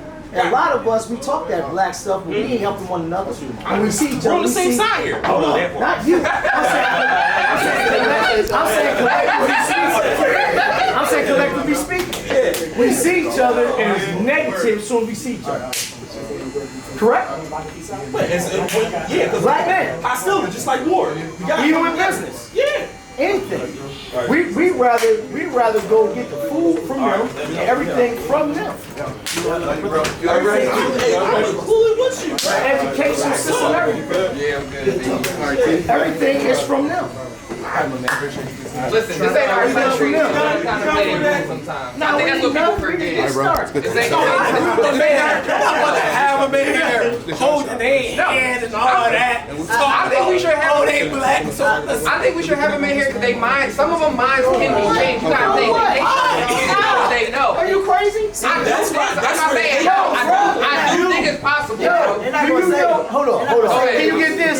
Do you know when you keep repeating the same thing over and over and over, you know that's the definition of insanity? Yes. But why do you keep trying to change some people that don't want to be changed? I don't think it's about changing people. I think about some of them don't literally hear this at all. Like some of these white cops, like, and some of them, I don't think, some of them not hearing it. I'm telling you. Like, Yo, they've been on the planet for 6,000 years. And that's how dumb they ass is. They still not hearing it. That's not right, man. Because anywhere they go, but they kill and murder. If they find people on Mars, they kill people on Mars, bro. That's what they do. No, stop it. They're not. I'm just saying. They're not your friend. Thank you. You heard it. But they're not my enemy either. I'm always he can be. Collectively speaking, the majority of them are. That's not valid. But you want to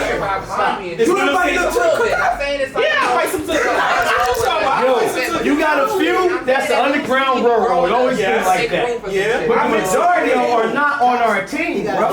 And the minute y'all start understanding that, we'll get somewhere.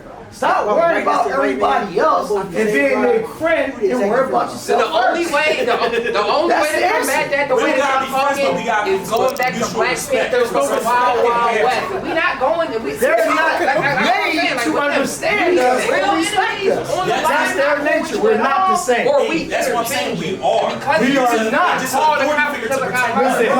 They'll tell you that. And every time you try to put and play with them, it's like when you toy you slave. As soon as you start trusting them, you'll wind up just like the old line. And another thing is, they talk about what was it that we disagree on that though, but no, I got history as a proof, and I got the president as the witness. There's losses and war all the time. Not everybody will be itself. Somebody you keep doing that, trying to hang with them. Somebody had to die. I ain't saying just hang on, but we are going to sit down and talk, have mutual respect for each other. Man, we got to. Bro, that's not how it works. Stop it. I would disagree. You went through that training. I've seen it. I've seen it. Mutual. That's a problem word in this world. How are you? 31. Still Yeah. Almost around long enough to know. As equal as You wasn't even here. No, we just come from two different generations, which I definitely get. I respect it. Yeah. But at the same time, you gotta respect my generation just as much I as do I respect. you. I've been touched like a mug. And I know what ain't. And hold on, you think I don't have been tested either? Because you just disrespected me. I ain't disrespecting. I'm gonna say this, and from my personal I ain't opinion, disrespecting. I'm gonna say from my personal When I say opinion. disrespectful. Yeah, I'm about to tell you right now. What you just said disrespectful to me. This is how I. No, actually, I'll change it up. Let me change my phrase up real quick. What I took as just disrespect. You just said, "Oh, you're a young boy." I'm 31. I'm a grown man. That's just what you are. You are young. Yeah, So no. I say, No. Young boy. But that's slang. That's slang. Whoa. Wait. Pause. You a YN. That's slang. Yo, that's slang. I can easily replace that and say, my bad, you're a young man. But young boy was a derogatory. Hold on. Was derogatory. See, my man, look, see, yeah, I'm trying to come look. This is what I'm saying. But was derogatory. So I'm saying, I'll replace that with, you're a young man. Here we go. So once again, now, let's go. So now, look, this is where we get to it. I'm telling you as a man, I took that disrespectfully. What you just did say, oh, guess what? You just 31 years old, you young man. No, I'm telling you, I'm a grown man. No. Wait, hold on. I said you're a young I'm not taking this as, no, I'm trying to tell you right now. the 70s and the 80s. It's in context. Okay, so this is where it goes back to again. That's your generation. Cool, I respect that. But what I've been through, my generation, my personal care shoes, what I've been training for, what my personal development, I'm telling you as a grown man, one, I felt that was disrespectful. Two, I've been through things where I can compete and at least talk to you. Now, you got history that I'm not going to understand, but I can look at. But what I expect from you, the same as a man, is to look at my history and ask me what I've been through and to respect that. I said you was a young man or a young boy in the context of what you didn't say. I get you, and I'm telling you personally. Disrespect. That's it. No, hold on. Thank you, my man. Right? No. It was in context. That's fine. Look, that's fine for them. If they believe, that's fine. I'm telling you though. I'm saying Their context I don't like. That's why I'm That's saying. what we be talking about at our age, where y'all a little sensitive. See, and no, I'm not sensitive. See, that's what I'm talking about again. I said what we say. I didn't say you are. He's not wrong. You're not wrong. I know I ain't wrong. I said you're a young man. You got I'm not saying that. I'm just saying Hold on, guys. Do y'all know what a generational curse is? I know exactly. Can each person or whoever want to speak just like We can just talk about finance. You on that one, but go ahead. I just because part of everything that first question, like from the police to this, is all a part of generational curse. You know what I mean? Like when you understand the foundation of policing, it has been to police slaves. It was never about protection. It was about slaves. That nigga got away. Go get it. You know what I mean? So you can't separate the foundation or the root of a thing to from the head, from the end of the thing. So you got heard of KRS-One? Yeah. He said 30 years ago there'd be no black cop. Like KRS-One was spitting game back then. So and it was about with the judge. Exactly. And it took me to get grown to really hear it. Exactly. Listen. He said the judge to be the ship's captain. I was like, Trust it. And watch this. This is can't what's trust crazy. it, right? Yes. I can only guess what's happened years ago. Check it Ship's out. It captain. took him years to catch that knowledge, but the years that it took to catch that knowledge is a dispensation of time that you do not have knowledge, meaning a generational curse is a dispensation of time that's you're in disobedience or you're ignorant. It's just not like, oh, my dad was drinking, so I don't drink anymore. That's just a small scale of breaking a generational curse. But overall, as a people, when you lack that knowledge, then now you're done. So it's a scripture that says, my people are destroyed for the lack of knowledge because they reject knowledge. You know what's crazy? They never repeat the end of it. They just stop right there. And it says that God will turn on you, And basically, reject you. rejecting it. And that's what I said to you in the beginning. Do you know what keep repeating the same thing over and over and over is? Is the definition of insanity. And y'all to keep doing the same thing. As a black man, I had to, my mom and started talking about the Rizzo years, and then when you go further than the Rizzo, you like, hold up, in 1920, they was doing this in Philly, and then in 18, we keep inviting them, So when it's we the got a same- family problem. We It's keep inviting no them, way keep we're ever hoping going they to change, not and they're not. You got It's all not. the Back years to my point, ahead of because you y'all going of how back, you even started, it need to be and the mindset that separation. most of them are in. Ain't A lot of us don't even You deal with gotta be Caucasians. So let's even keep it and real. right. We go to work with them, gonna roll but like that. That's my you whole don't thing. really communicate with them, and you don't really dialogue with them and ask them how they feel about us. Because a lot of us can't handle what they really gonna say. But Me, it's like what I you talk said. to them about this stuff. It's a family issue. It's the old African proverb that says, if there's no enemy within, the enemy outside can do us no harm. So as a family, we gotta fix what's going on First. Then we can start. And then- you know what I'm saying? Because we know what angle they coming from. Oh, all right, I know that game. Because what happened, if you go back in time as far as African culture, we were too inviting. Letting the enemy in, letting them That's what see our Senegal's about. secrets, our civilization, like how we developed this, how we developed that, the sciences, the man. We teaching them what they do with it. Took it, twisted in a diabolical sense to dominate. We did it to cultivate, educate, build. See, a lot of us, the problem is we don't think that they're different. It's That's the same problem. thing. We think they the same, they not. It's And not. they'll tell you we ain't Because their saying. culture is rape and village. yeah, They even do it to I'm talking down to the themselves. nature of their being. They're different. That's what I'm trying to tell everybody, you. and it's not even, And that's the problem that most of us will not acknowledge. I mean, I don't disagree with you on that one. Alexander the Great, what was he? Oh, he's a great conqueror. All he did was rape and pillage his own, throughout Europe. And now we've taken on their behavior. We want to jump out of planes. We want to rock climb. We want to wrestle alligators. We're not the same people, man. that's why we have to be careful when we start saying that we love and we like a certain government structure, because we have to make sure our eyes are always accountable. I literally, anybody that's been here, we literally saw Boy and Gerard, when black people had this on lock, go down the drain. They let it go down the drain just to come and buy it and put up apartment buildings in your same neighborhood. So they wait and they look at you like this for 10 years. Destroy your community.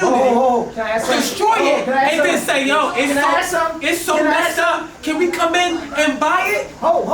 Then watch you fall, and then buy your missing fire. something. They don't watch nothing. They send it in to help you destroy what you're talking about. Yeah. No, what I'm saying is. No. You What I'm say saying they watch. is. They What I'm send the saying drugs is. in, No, I'm bro. not disagreeing They with you, send all brother. that in. I don't want to disagree with you on Yeah, this, let's brother. get to the root of it. Because what I'm saying is that we seen black people have property for years, and it go down the tubes. And then for them to just come in and say, we're going to make it better. But that's the point. Instead of saying, while you were there, why I can't help you make it better now. But that's the plan. So there's good and there's evil. The behavior, That's the plan. when you say kumbaya, it's just not happening. So that's say why. what you mean, kumbaya. No, when I was talking to my man. Oh, you gonna back to me? I'm just saying.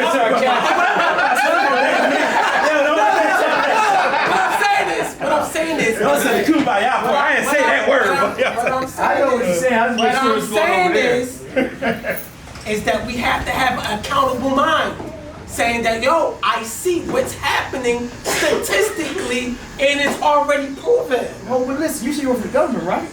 Yes. The government paper said they brought the drugs in, but when people told us that in the 70s and 80s, oh, there was that conspiracy theory. I mean, yeah, that's already been notified. That's a fact. I know, but that they the one orchestrated it from the gate. I agree with that. You know what I'm saying? But saying token. So you can't bring them in to help you with a problem that already existed from them starting it. But this the thing. You can't invite none of them in there. This the thing. And you gotta be careful, even the blacks you invite in who fool with them. As I said, this All right? thing. It been our I'ma own say it. race that been going against our Well, own race. no, that's a whole It's our own nother. race I going agree with against what our you're race. saying. I've been through all that, man. I grew up in Chester, man. I know I don't about know. that hood stuff, man. And I grew up. I mean, with that. it gets black people But the thing on about it bills.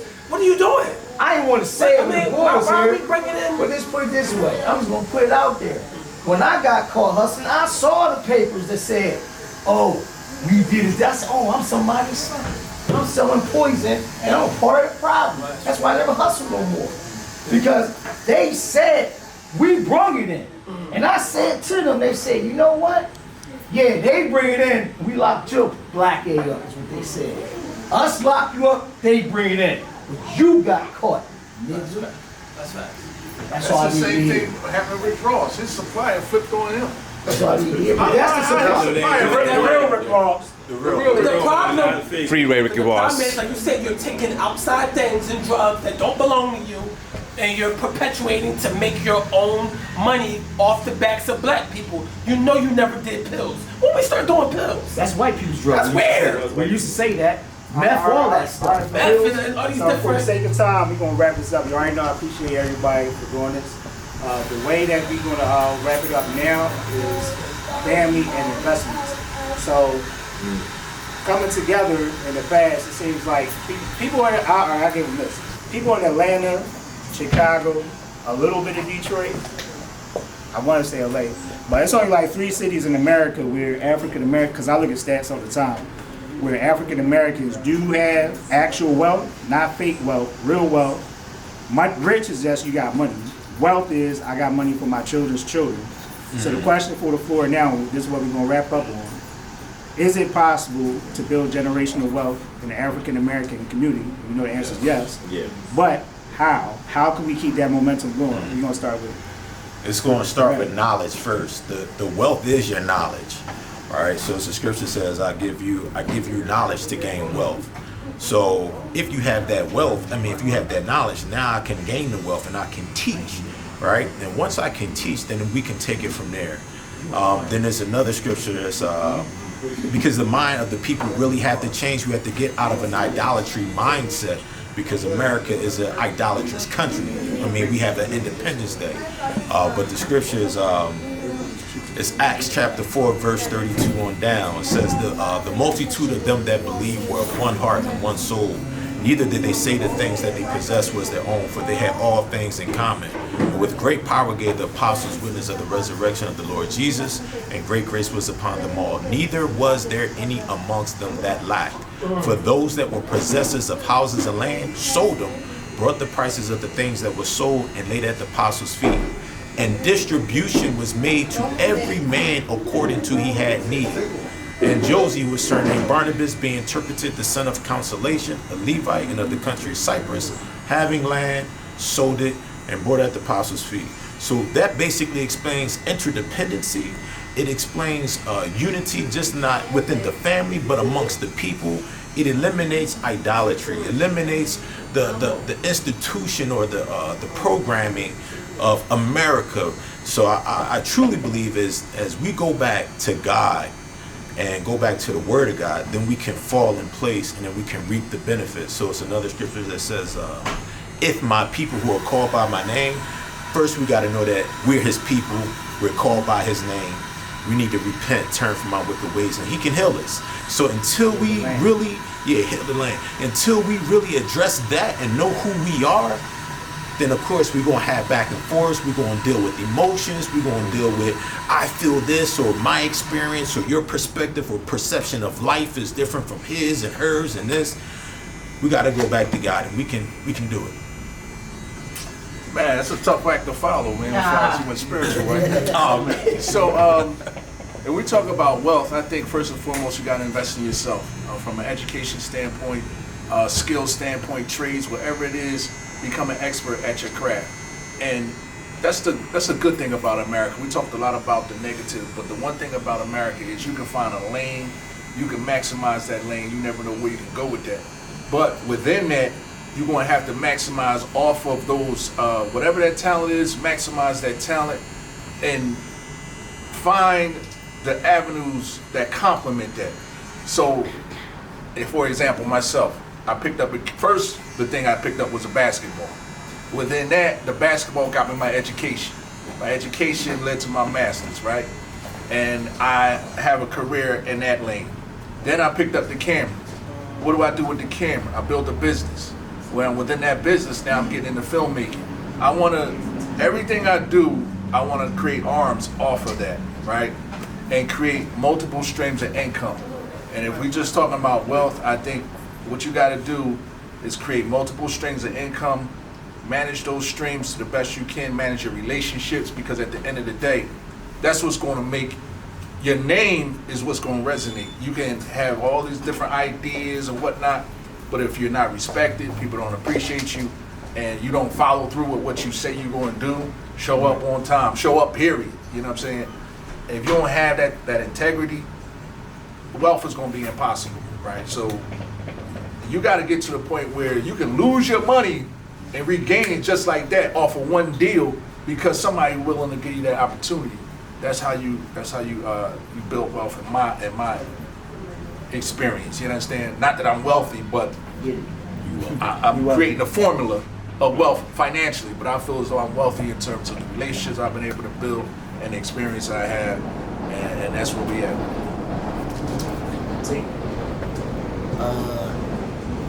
I would say I do believe it's possible for the black community for wealth to build, and I believe it's many opportunities. I just think like sometimes it just take showing that it's a leader to lead that way, and just learning the craft. Take a time to read about different avenues of when it comes to money or certain other things. So I do believe it's possible that wealth will be something that can continue. Wealth is definitely obtainable for all of us. I don't think that there's anything that not one person or persons can do individually. We can always do whatever we need to do, whatever we want to do as far as it comes to wealth. Knowledge is obviously the part of it. Most of the reason why we don't have wealth is because we just don't know that we can obtain it. Once you learn the knowledge, you can literally do anything with it. The second most important part to wealth to me is discipline. You can touch a million. Hey, there's people who have been millionaires, billionaires, trillionaires, whatever the case is, and have lost it. You know, I think that's worse than almost not even having it at all, you know, to be completely honest with you. Imagine you had 10 million in your account at one time and now you have $10, like, you know. So just because you can have it, you know, getting there is just it's a 10% of it, just getting there, getting to the wealth thing. You have to maintain the wealth.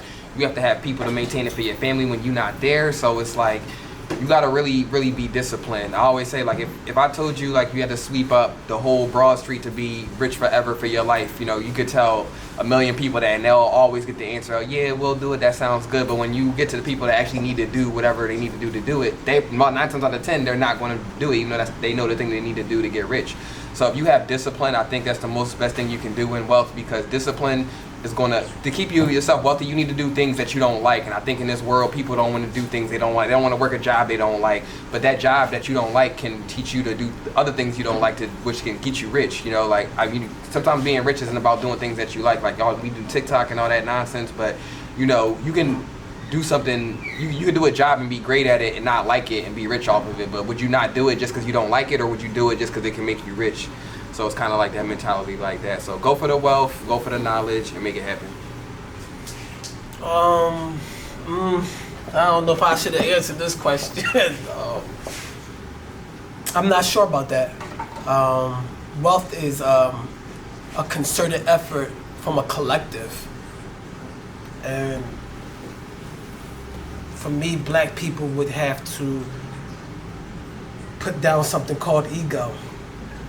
And I'm not sure if we're there yet, and that's unfortunate.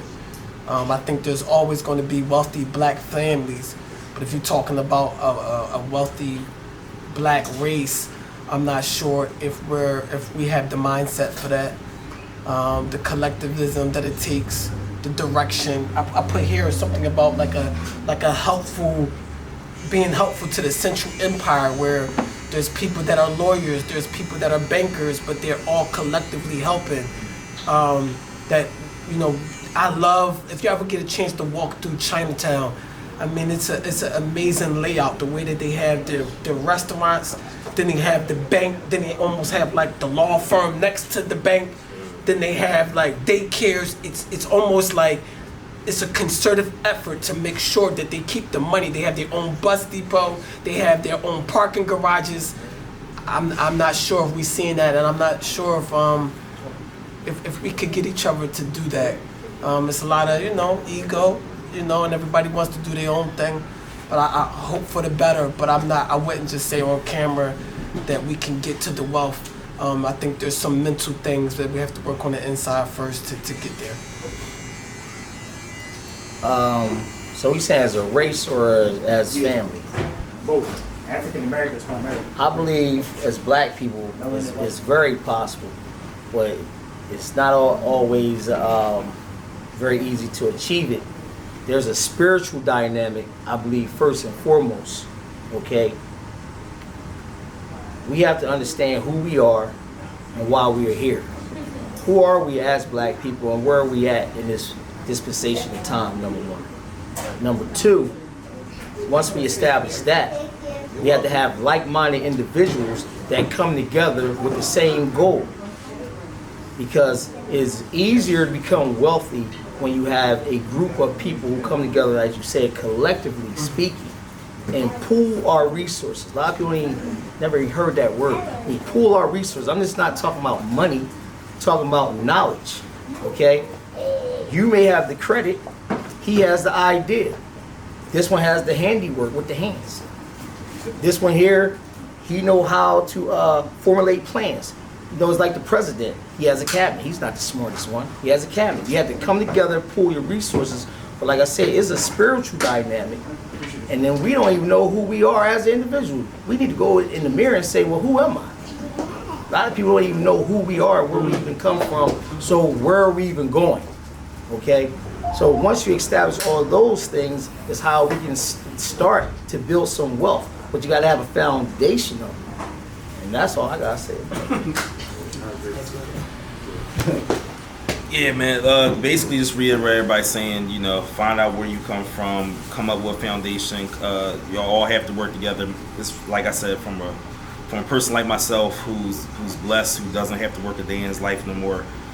It's real simple. Like I tell people, it's kind of simple. I know it's not, but try moving with each other, like the Mexicans did, like the Chinese did. Come up with an infrastructure, come up with a plan, and then accelerate that plan.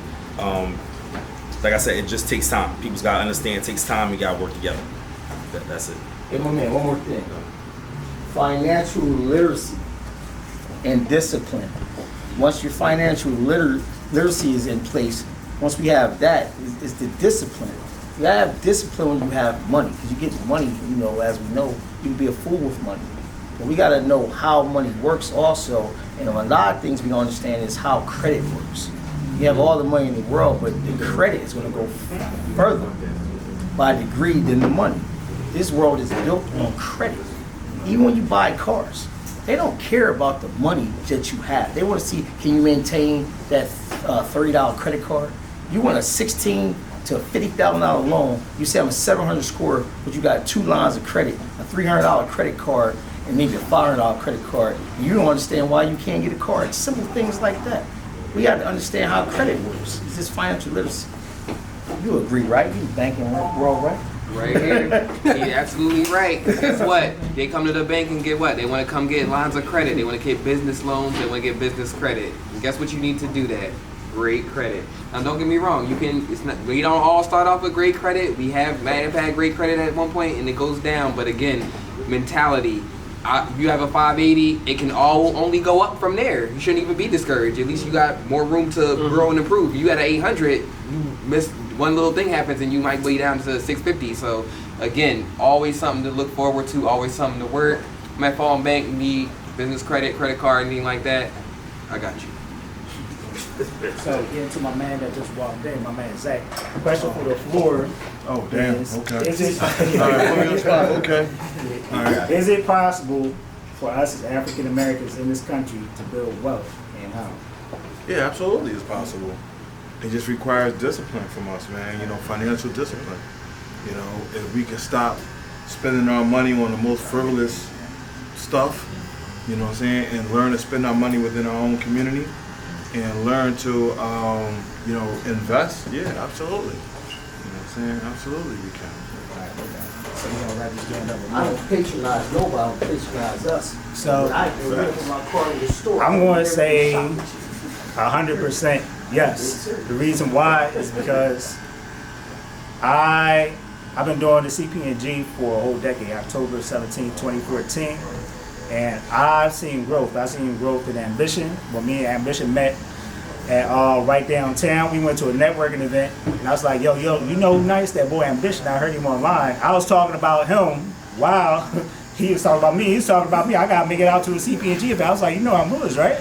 So that's how we actually met. But getting right to it, I seen people's potential grow, and I think that's the thing. I believe it's a rapper out west. His name is Raz Kai. Some of y'all might know him. He had a song out called Nature of the Threat. Our potential is essential. When we keep talking to each other, everybody, all right, I'll put it to you like this. We're the best when we bring out the best in each other. We always going to have perspectives about certain things. Every man respectively has his own perspective. Every man has his own ways about doing things, but we all get affected by certain things in the same way. And you gotta think, whoever is wealthy right now, somebody or something tapped into that potential to make them great. I got crazy faith. I got crazy faith that we all could be black trillionaires. People like, you crazy, but somehow, some way it can happen. But I'm gonna say, when we tap into that potential, when you tap into your talent, when you tap into your gifts, and when you got people coming to you for gifts, it can happen. The reason why a lot of people are wealthy now, especially with the tech age, is because they're doing things in concert. What do I mean by doing things in concert? Numbers. The strength in numbers. I've seen it happen. So what you want to do is you definitely want to make sure that you talk to people, because eyes equal buys. The more people that you get in front of, the more people that you can tap into your potential. All right. So right now, I just want to thank everybody who came out. You will see your name up in the credits and the staff. We had a wonderful time with my man Rue over there with the CP&G Shop Talk. We definitely are going to have a second one. Next time we're going to get some women in. So everybody get themselves a round of applause. I'm pretty sure the women going to run